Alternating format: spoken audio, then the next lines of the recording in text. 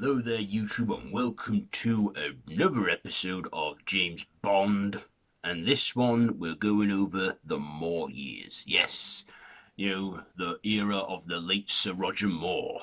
So Roger Moore's Bond. So Roger Moore probably holds the title for the most Bond films, and probably before Daniel Craig was the longest running Bond, running for 12 years. Now, like I say, Daniel Craig has done Bond longer, but Roger Moore has done more. No pun intended there. So, it was the 70s. After 1971's Diamonds Are Forever, Connery made it perfectly clear that he was done. George Lazenby had no intention of making any more, so they needed a new actor, a new lead for the role. So they looked around, and then they noticed the Saint star, Sir Roger Moore, or just at the time, Roger Moore.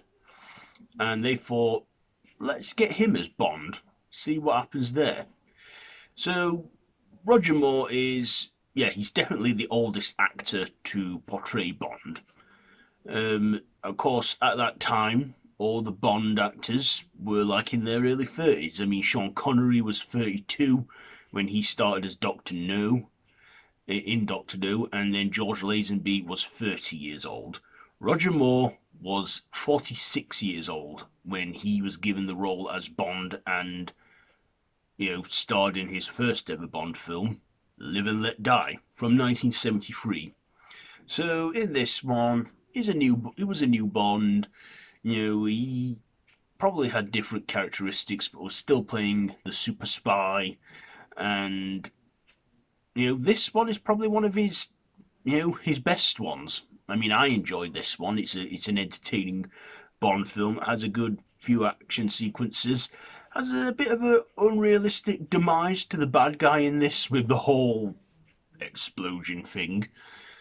But I thought it had a good theme song from Wings, Paul McCartney, and that's gone on to be regarded as one of the best Bond films, even being covered by Guns N' Roses.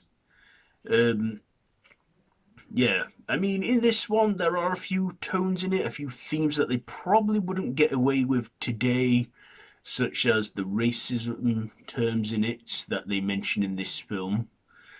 But, like I say, the 70s and that were a different time. Things that were not appropriate back then are probably sensitive issues these days. But I liked Live and Let Die with the whole voodoo thieves and everything, and probably the first Bond movie to have a black villain. Yeah. So, yeah, Roger Moore was good in that one.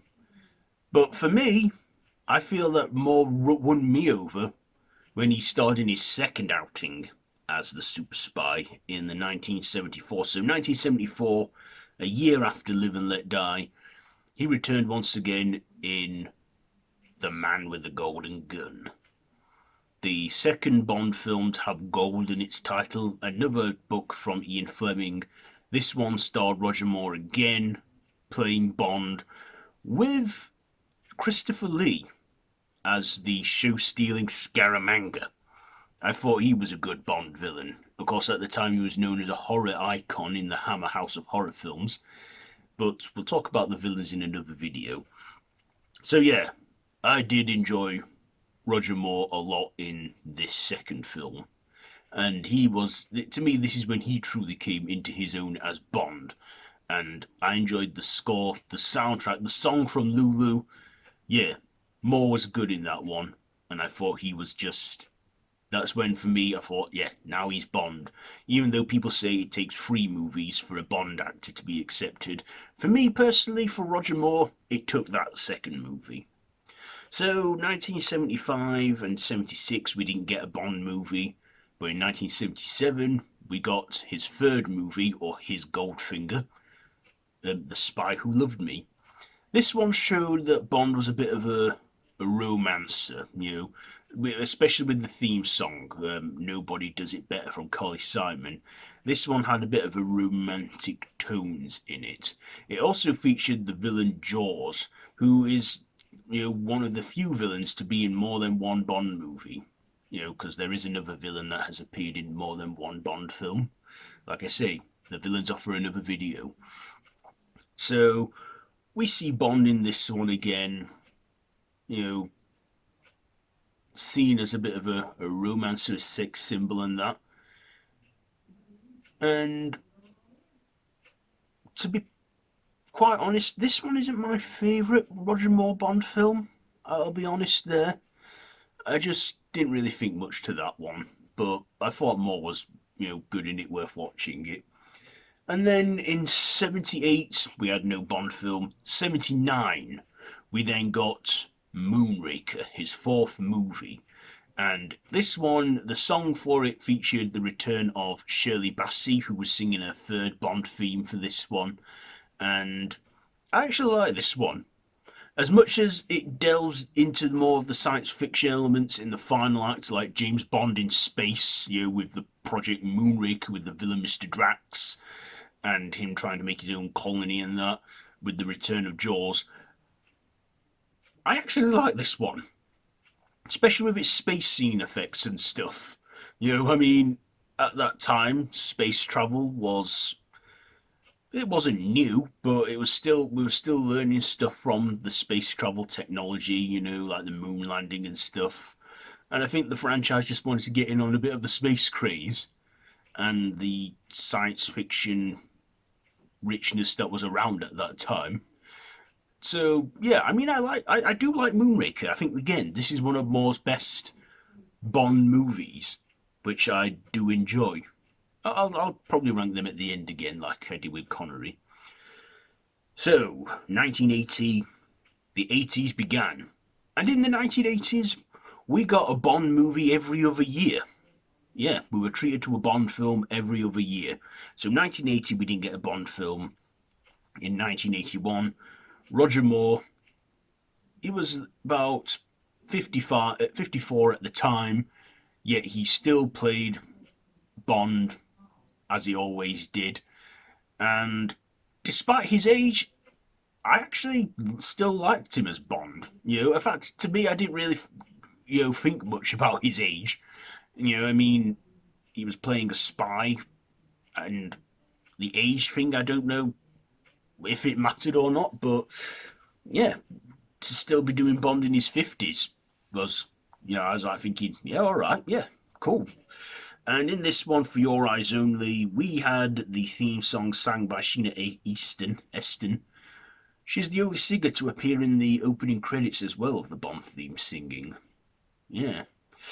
And again, we see Roger Moore just do what he does best as Bond, be a romancer as well at the end and win the girl over, always hinting that phrase, for your eyes only, including the file he gets at the beginning of the film, well, around the start of the film, and then another one he gets at the end when the Bond girl removes her clothes and says, for your eyes only, darling.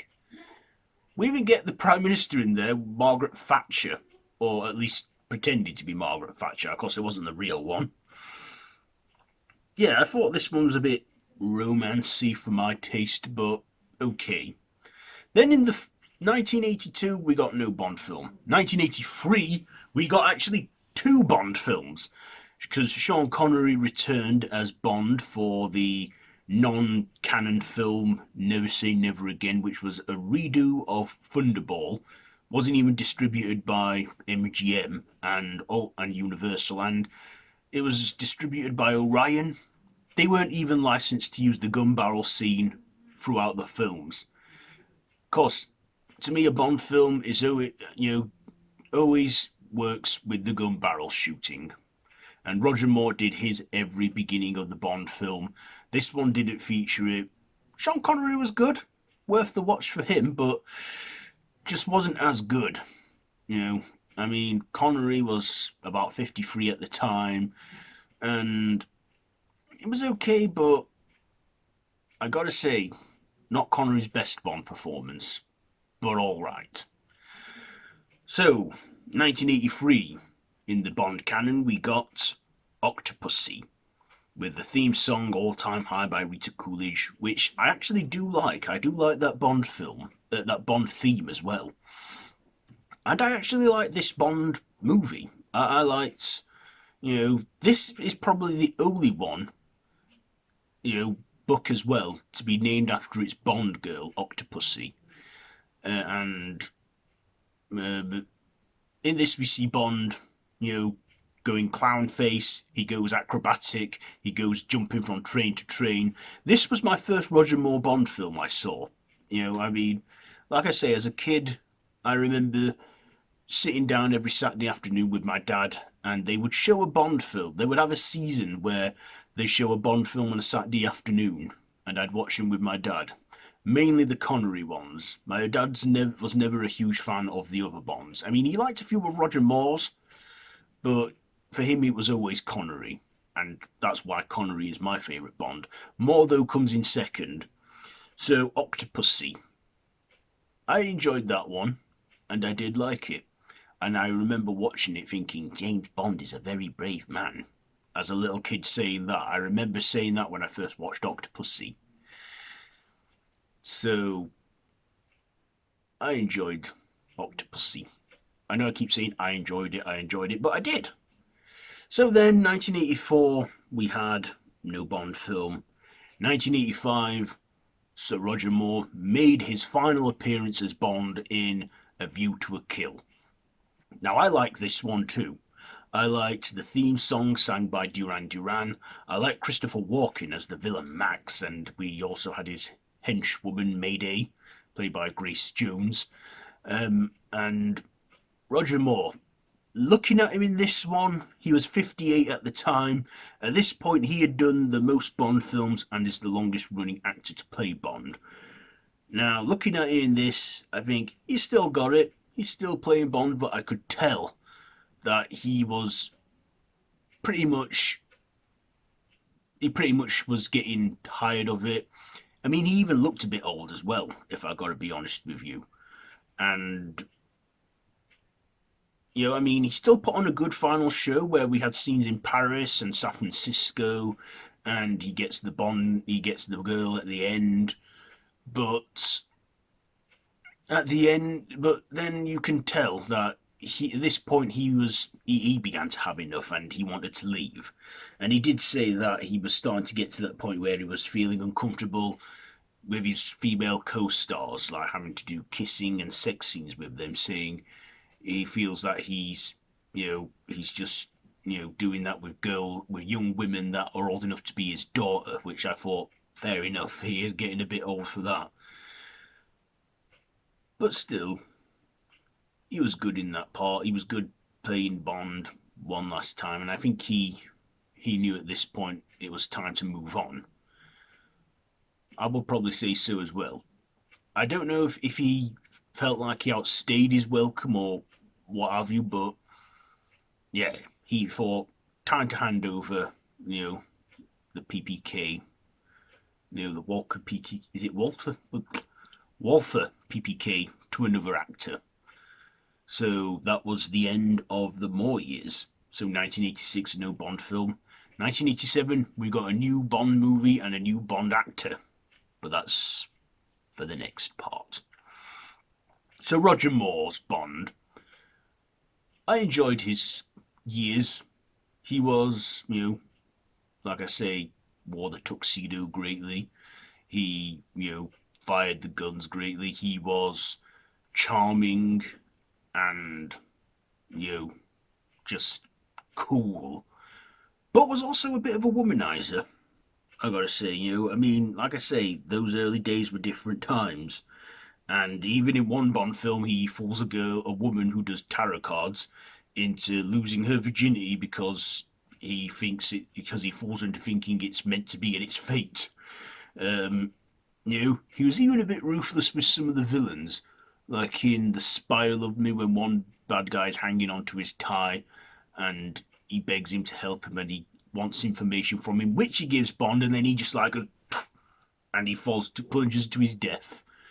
So, a lot of the time, his Bond was, ruthless when needed to be. I mean, he has a license to kill, but still keeps with the puns. like when he's dangling Blofeld over a cooling tower in the opening act of For Your Eyes Only, saying, "Where can I drop you off and keep your hair on?" He looks like he's enjoying it a bit too much. But again, that was Bond. He's probably just done that much brutal stuff over the years where he's just, sees murder as his employment. Again, though, they never once hinted that this was a different man, it was a code name, what have you. I feel that he was taking over for Sean Connery, and you're not meant to notice that he's changed.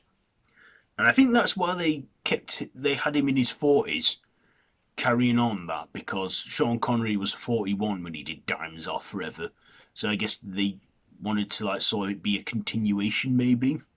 I mean, at this point, the only actors that did change was its lead actor. We still had Bernard Lee as M, we still had Desmond Llewellyn as Q, and Lois Maxwell as Moneypenny.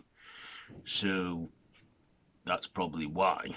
But Roger Moore, yeah, like I say, he's my second favourite Bond, and he does, he did some of the best ones. I feel though that his Bond was seen more as a romancer, sort of a ladies' man, a gentleman. But that was the time they wanted to do it in, and that. Again, some of the adaptations of the books were, some of the films were based on short stories, like Octopussy, I believe, was based on a short story, or was it based on a Bond book? I don't know. I haven't really looked much at the Bond books. I've read probably two of them, Goldfinger and You Only Live Twice. So, what are my rankings on the Moore films? Well, let's see, how many did he do? He did Live and Let Die, Man with a Golden Gun, The Spy Who Loved Me, Moonwalker,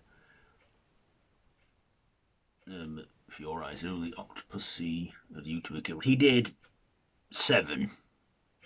7. So, how I'd rank them, probably number 7, I would put, The Spy Who Loved Me. Number 6, I'm just thinking this at the top of my head. Number 6, The Spy Who Loved Me. Hang on, let me just. Number 7, For Your Eyes Only. Number 6, The Spy Who Loved Me. Number 5, Moonraker. Number 4, A View to a Kill. Number 3, Octopussy. And number 2, Live and Let Die. Number 1, The Man with the Golden Gun. That's always going to be probably, well, to now it still remains my favourite Moore film. So there you go. James Bond, The Moore Years, 1973 to 1985. So next time in this series we'll be going over the Dalton years. So yeah, is Roger Moore your favourite Bond? And what's your favourite, Bond film from him? Let me know all that down in the comments below. If you like this video, be sure to give it a big thumbs up, share with your friends, and feel free to subscribe to the channel if you haven't already, and to hit that notification bell. All my social media links are linked down below in the description, so you can check all that out. So yeah, this is probably the longest one because, like I say, Roger Moore has done the most of them. So yeah, I've been Random Ross, and until next time, I bid you all a goodbye, friends, goodbye.